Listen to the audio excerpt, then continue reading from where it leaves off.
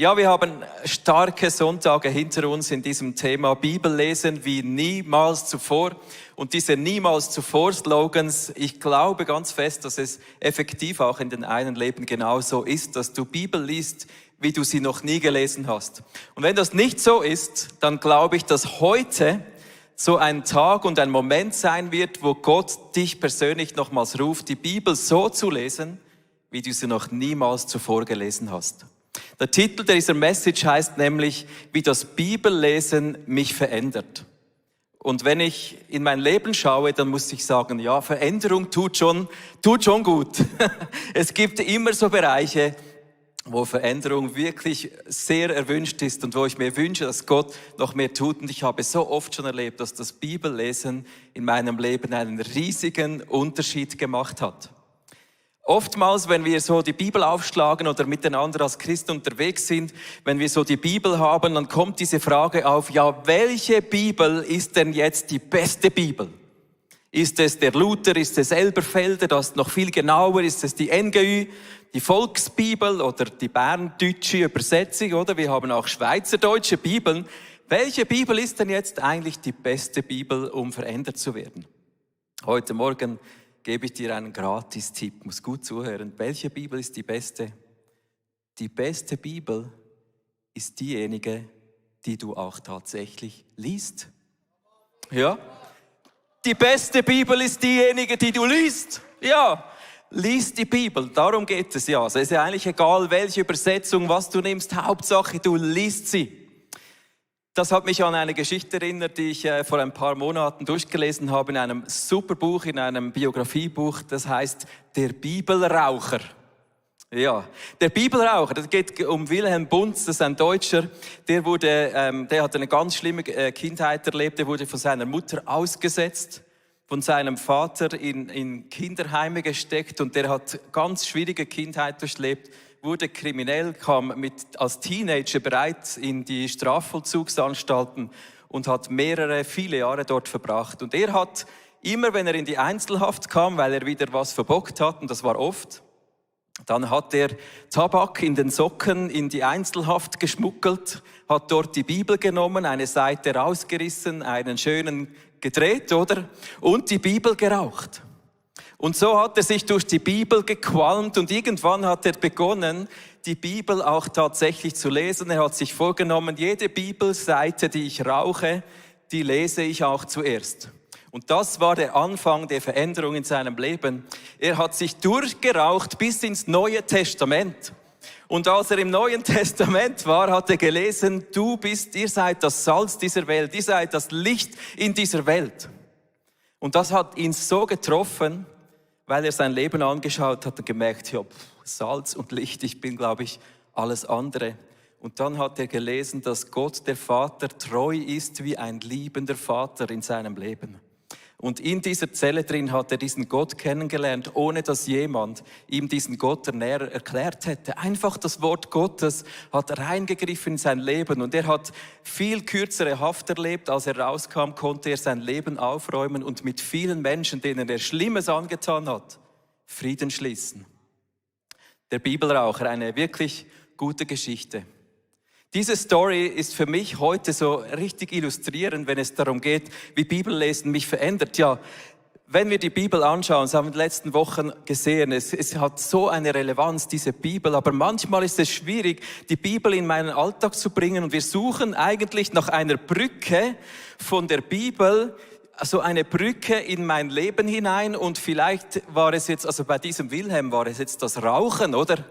Seine Brücke in seinen Alltag war das Bibelrauchen. Aber wie kann ich die Bibel lesen, in meinen Alltag hineinbringen, so dass sie in meinem Leben Veränderung bringt? Das ist heute die eine Frage. Und die andere Frage, wie bringt sie denn Veränderung? Aber das Ziel des Bibellesen ist immer ein verändertes Leben. Genauso wie es dieser Wilhelm erlebt hat. Das Ziel des Bibellesens ist nicht, dass wir sie zerpflücken und ausbauschen und kritisch hinterfragen, sondern dass sie unser Leben verändern darf, dass Veränderung reinkommt. Dieses Wort Gottes verändert dich. Und wenn du sie liest, auch wenn du sie vorher noch geraucht hast, das Wort Gottes hat Kraft. Ich möchte mit dir diesen Bibelvers anschauen wo das genauso beschrieben ist. Im 2. Timotheus 3 bringt das so auf den Punkt. Da steht, Paulus schreibt hier im Timotheus, denn die ganze Heilige Schrift ist von Gott eingegeben. Sie soll uns unterweisen. Jetzt kommen 4 Punkte. Sie soll uns unterweisen. Sie hilft uns, unsere Schuld einzusehen, wieder auf den richtigen Weg zu kommen und 4. auch so zu leben, wie es Gott gefällt. Also wenn wir diesen Vers anschauen, geht es überall um Veränderung. Erstens, die Bibel zeigt uns die Wahrheit, dass unser Leben nicht von Lügen geprägt ist, von dem, was du in der Zeitung liest, was andere über dich sagen, sondern die Wahrheit Gottes. Sie hilft uns, unsere Schuld einzusehen. Sie hilft uns, auf den richtigen Weg zu kommen und sie erzieht uns zu einem Leben nach Gottes Willen. Wenn ich das Leben von Wilhelm anschaue, auch mein Leben, auch dein Leben, wenn du nahe genug bei mir dich bewegst, dann man sieht das halt einfach. Wenn das Leben von Gott, wenn sein Wort in unser Leben kommt, dann kommt Veränderung. Und wenn Gott dann durch sein Wort mein Leben berührt, dann kommt dieser Klang Gottes in meinem Leben zum Tönen. Ich habe hier so einen 440 Hertz gestimmte Stimmgabel als Symbol dafür. Wir sind alle designt, diesen Urton Gottes in uns zu tragen. Er hat dich geschaffen. Und wenn wir die Bibel lesen, seine Wahrheit lesen, dann kommt unser Leben zum Klingen. Und jeder einzelne Lebensbereich in meinem Leben wird gestimmt nach der Wahrheit Gottes. Da fallen die Lügen weg. Verstehst du, wenn du die Wahrheit Gottes liest? Wenn du in der Sünde liest und Gott berührt dich, bumm, oh, das war jetzt falsch. So. Dann offenbart Gott dir, wo du falsch bist, der bringt dich wieder auf den richtigen Weg und dein Leben ist der Klang Gottes, nach dem du eigentlich geschaffen bist. Und jede Art von deinem Leben, jeder Bereich ist wieder gestimmt. In den Kammersälen, überall wo Konzerte stattfinden, wird nach diesem einen Normalton jedes Instrument gestimmt. Und das ist unsere Bestimmung, dass das Bibellesen uns verändert und uns wieder abrichtet nach dem Ton Gottes in unserem Leben drin. Schau, ich wünsche mir, dass wir die Bibel genauso lesen, mit diesem Zugang. Ich habe so ein paar Prinzipien aufgeschrieben und möchte die heute teilen. Wie sollen wir an die Bibel rangehen, damit wir denn wirklich so eine Brücke finden in den Alltag, damit die Bibel uns verändert? Der erste Punkt, wie kann ich denn jetzt wie kann ich die Bibel lesen? Wie soll ich an sie rangehen? Ist für mich, dass ich in einer Haltung der Demut, von Glaube und Demut meine Bibel öffne.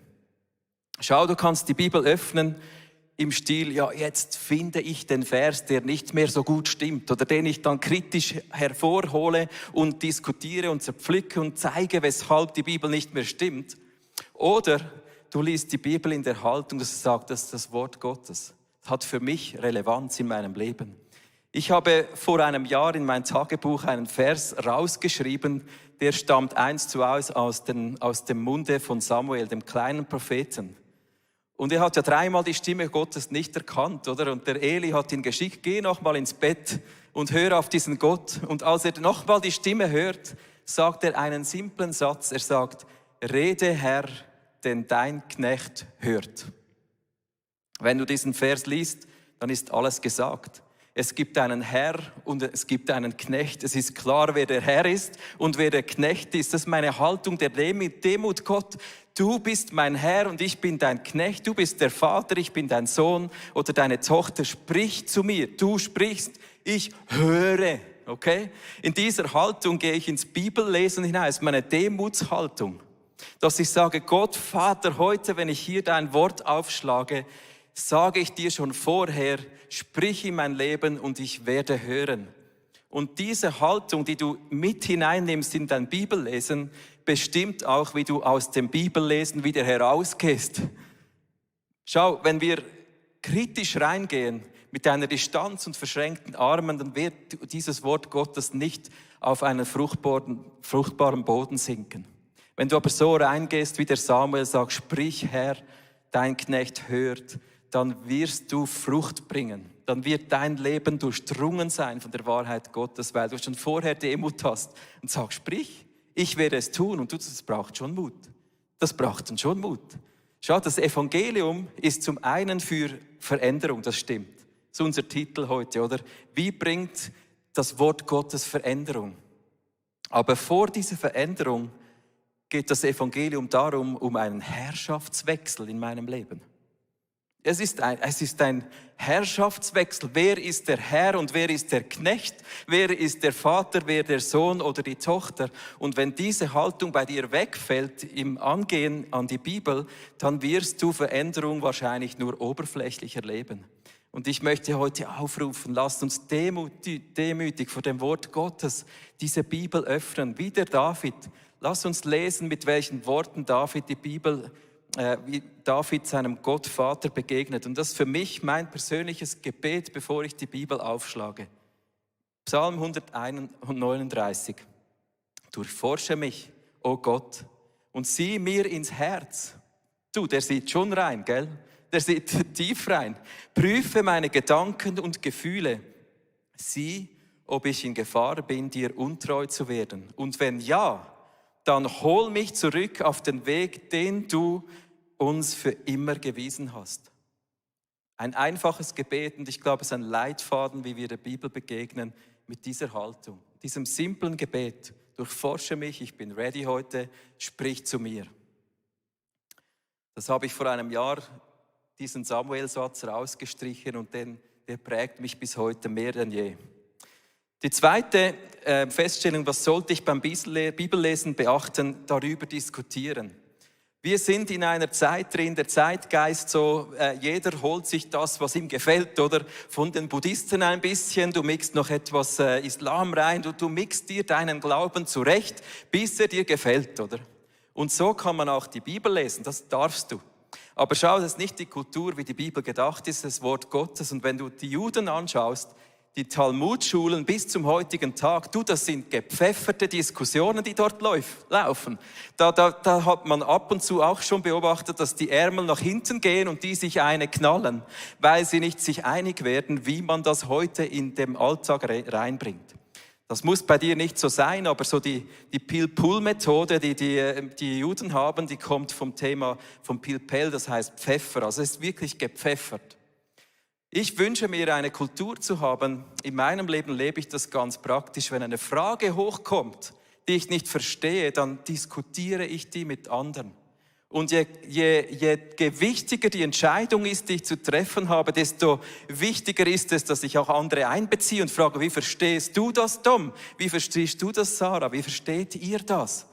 Und dann treffe ich Entscheidungen für mein Leben, weil es wichtig ist, dass wir nicht einfach eine Sicht aufs Wort Gottes haben, sondern es wie einen Diamanten betrachten, der so verschiedene Arten hat zu reflektieren in unserem Leben drin.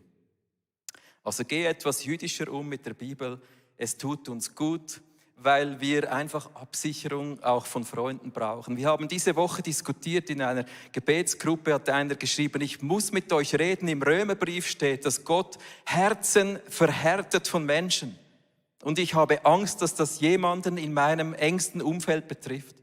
Da haben wir diskutiert, ja, wie kann das sein? Gott verhärtet Herzen. Ja, eine gute Frage, kannst du mitnehmen in deine Small Group.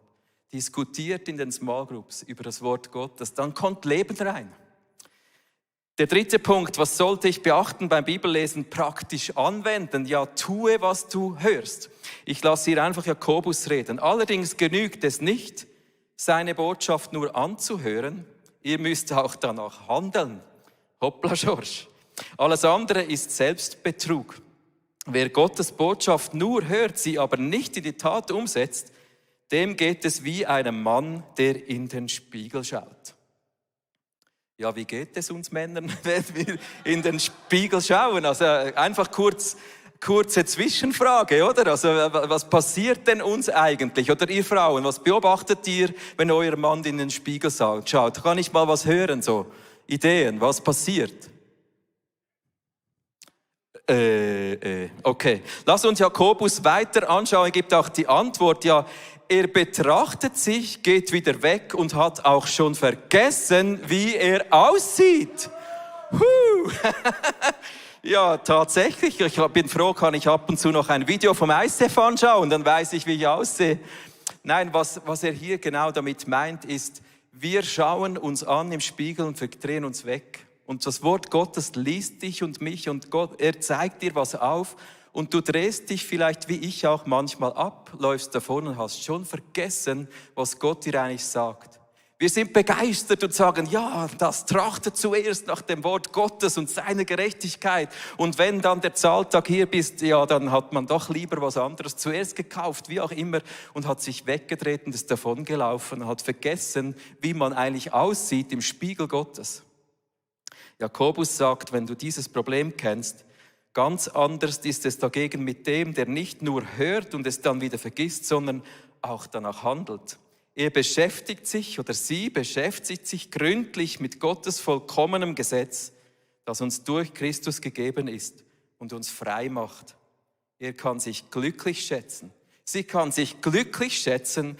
Gott wird alles segnen, was sie tut. Gott wird segnen, was du tust, wenn wir tun, was wir gehört haben. Also lass uns Täterinnen und Täter Gottes sein, damit wir auch dem Feind uns widerstellen. Das ist das, was er am meisten Angst hat, dass dein und mein Ton in diese Welt hinausklingt. Diesen Ton hasst er.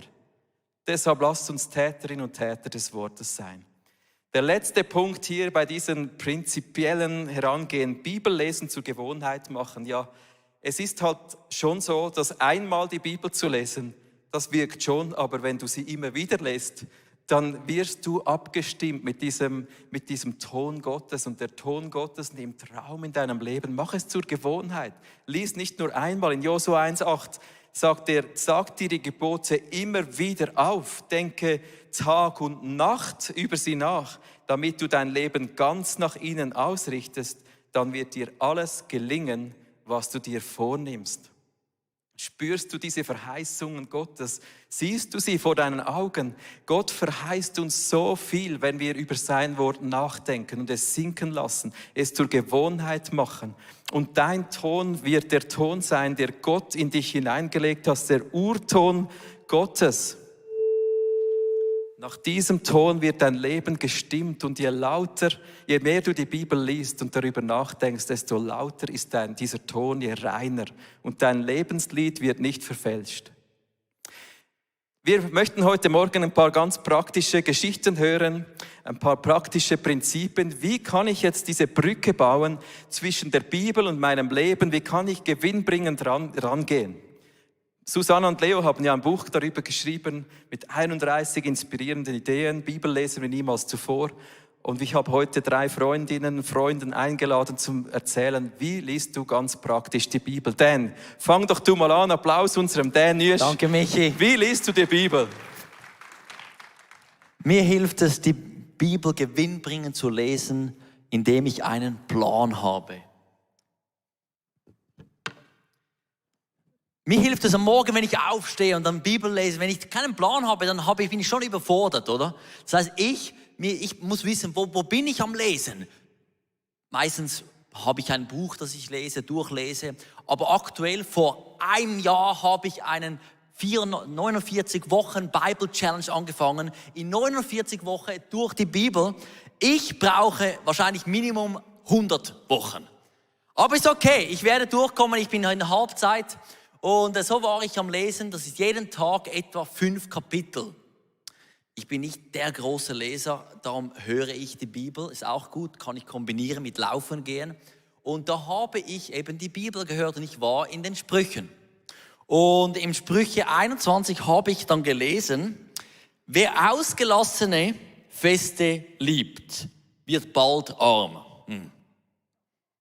Ein aufwendiger Lebensstil hat noch keinen reich gemacht. Dann Vers 21. Ein weiser Mensch kommt zu großem Reichtum, ein Dummkopf aber verschleudert sein Geld.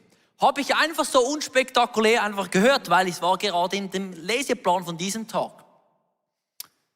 Weiter an diesem Tag mussten wir eine Entscheidung treffen über eine Investition als Familie. Und wir haben 2 Optionen gehabt und wir wussten nicht gerade, für welche Option wir uns entscheiden sollen. Plötzlich habe ich gemerkt, Moment denn, kann es nicht sein, dass dieser Bibelvers direkt in deine Situation spricht? Die eine Option, die war etwas schöner, aber etwas über unserem Budget. Eine andere Investition, die war in unseren finanziellen Möglichkeiten, aber etwas weniger schön. Und in meinem Herzen, ich wollte schon, lass uns für die Schönere gehen. Weil ich weiß, Gott hat kein Problem mit Schönheit und Reichtum. Den Tempel müsst ihr mal anschauen, der war natürlich extravagant. Aber ich habe gesehen, dass halt ein weiser Mensch kommt zu großem Reichtum. Okay, was heißt Weisheit in der jetzigen Situation für mein Leben? Und ich habe gemerkt, für mich, für diese Situation heißt Weisheit, zu entscheiden, hey, was können wir das Beste machen in unseren Möglichkeiten. Nicht ausschweifen, nicht darüber hinausgehen, über die Möglichkeiten, die wir haben. Und so hat die Bibel zu mir gesprochen und mich verändert, zu haben, dass ich Möglichkeit habe, eine gute Entscheidung haben. Und ich möchte gerade eben auch in so Situationen diesen Ton wiedergeben.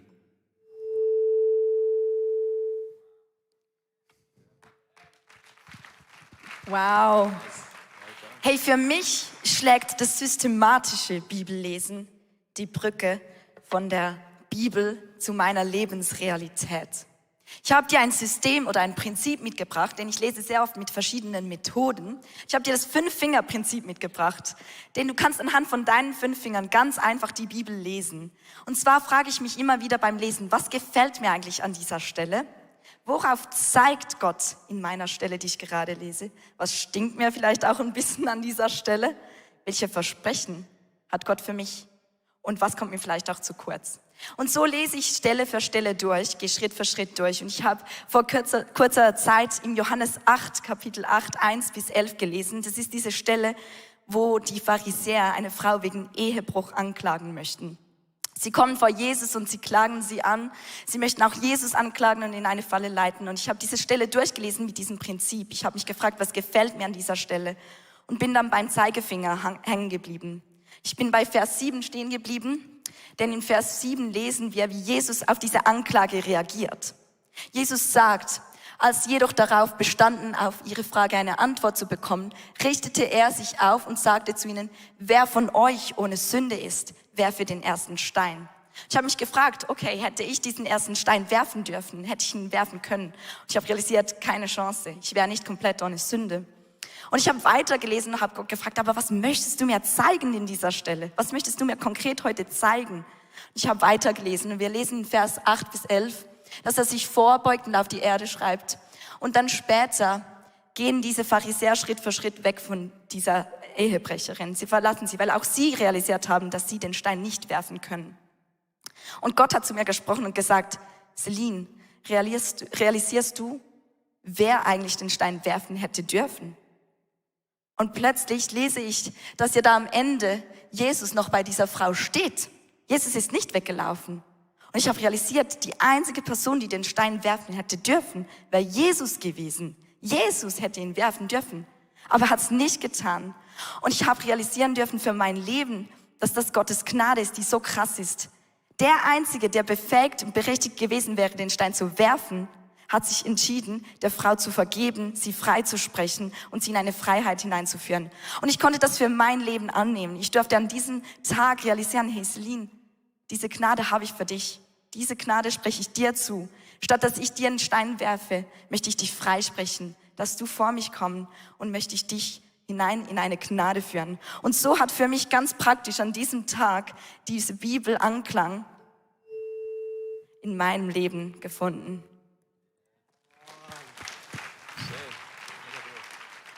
Wow, darüber habe ich auch schon mal nachgedacht. Wunderbare Stelle.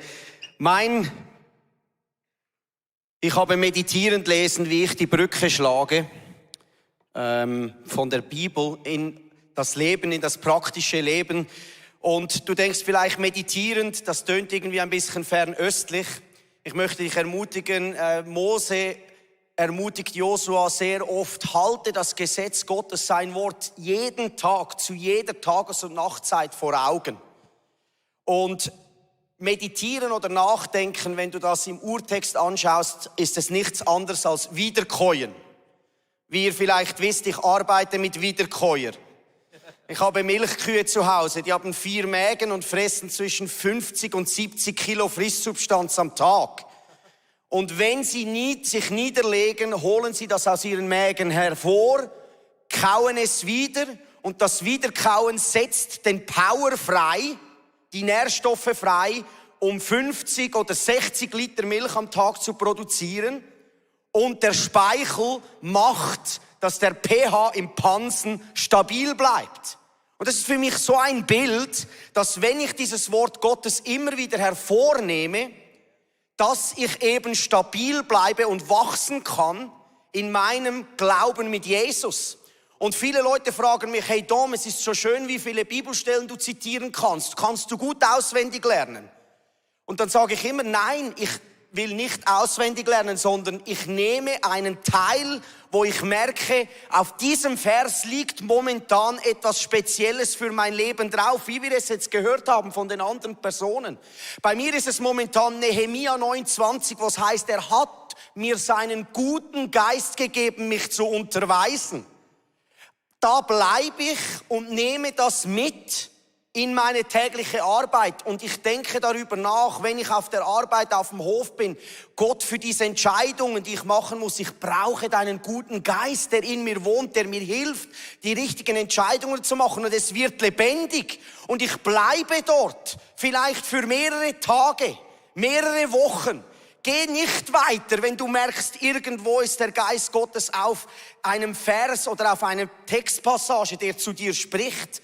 Das ist für mich meditierend lesen. Ich bleibe irgendwo. Ich hatte mal einmal vor 3 Jahren Hohelied 2,4. Er hat mich in sein Weinhaus geführt und sein Banner über mir ist Liebe.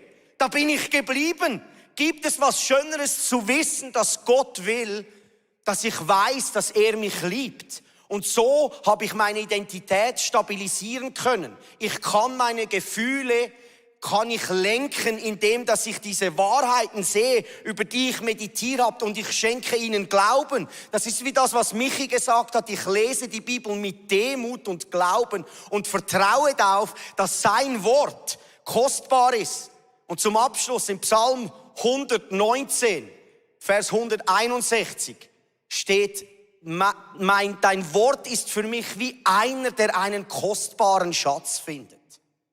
Und das möchte ich euch zusprechen. Nehmt diese Passagen, die euch ansprechen in einer Message oder die ihr in der Small Group liest oder die ihr vielleicht in einer Predigt hört und merkt, das habe ich schon 100-mal gelesen, aber ich möchte, da ist irgendetwas drauf. Gott will zu mir sprechen, und bleibt dort und meditiert darüber nach, denkt darüber nach, und es wird etwas fest werden in eurem Glauben, das euch zum Segen werden will. Und so hilft es mir, dass wenn ich über diese einzelnen Textpassagen, wie jetzt momentan Nehemia 9,20, wo ich drin bin, mir darüber Gedanken mache. Das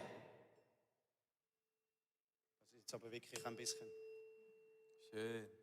Dass dieser Klang nachhalt und mein Leben immer mehr und mehr verändert, dass ich so ausschauen kann, wie Jesus ist. Danke.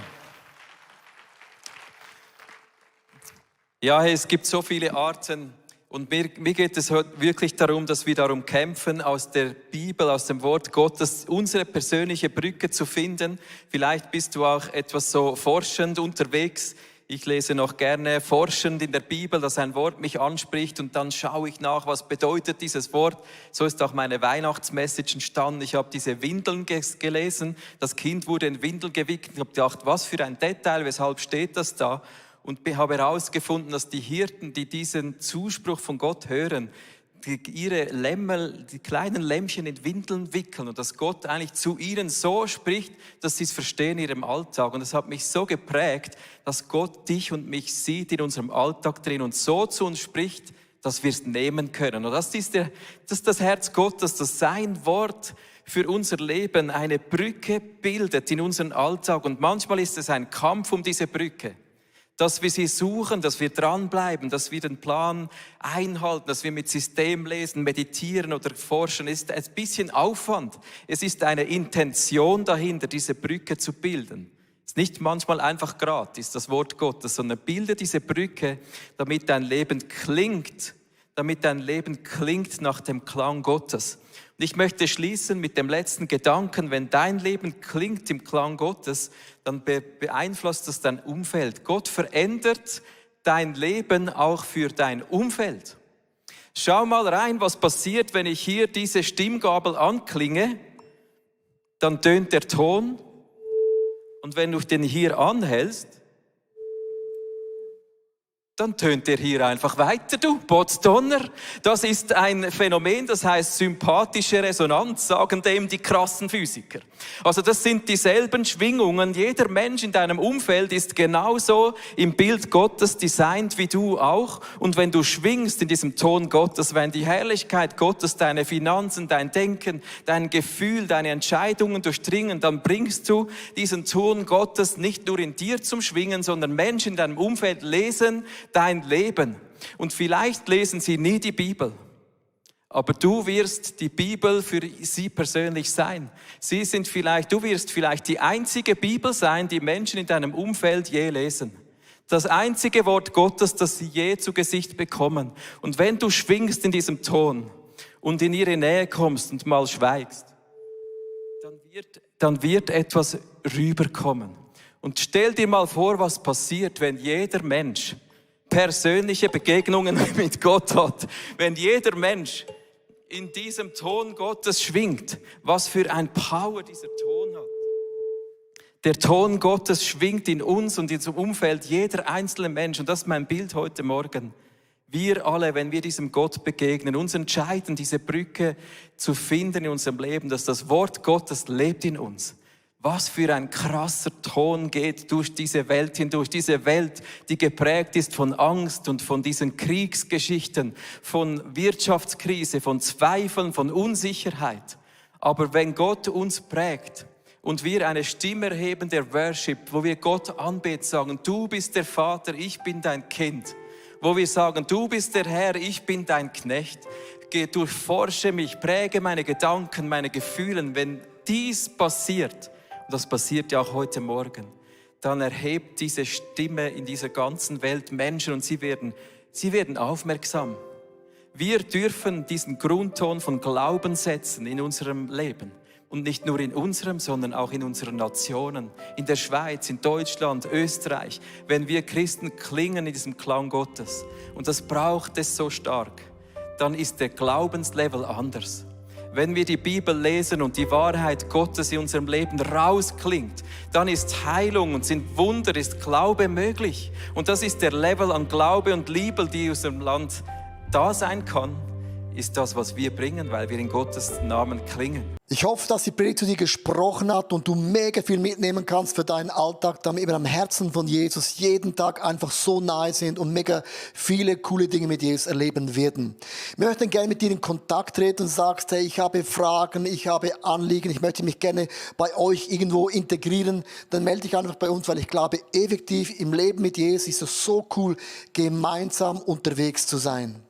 Ja, unsere Leidenschaft ist es, dass wir Menschen positiv aufblühen sehen durch die Kraft von Jesus Christus und sehen, wie sie auch ihr Umfeld verändern. Und wir laden dich von Herzen ein, Teil von dieser Vision zu sein. Wir haben Hunderte von Mitarbeitern, Menschen, die unsere Kirche unterstützen mit Gaben, Fähigkeiten und auch mit unseren Finanzen. Und ich danke dir von ganzem Herzen, wenn du ein Teil von dieser Vision bist, auch mit deinen Finanzen. Ja, abonniere doch unseren Kanal, damit du immer den neuesten Content bekommst und informiert bist, was Gott alles macht durch unsere Church. Und es würde uns mega, mega freuen. Also bis zum nächsten Mal. God bless you und ciao zusammen.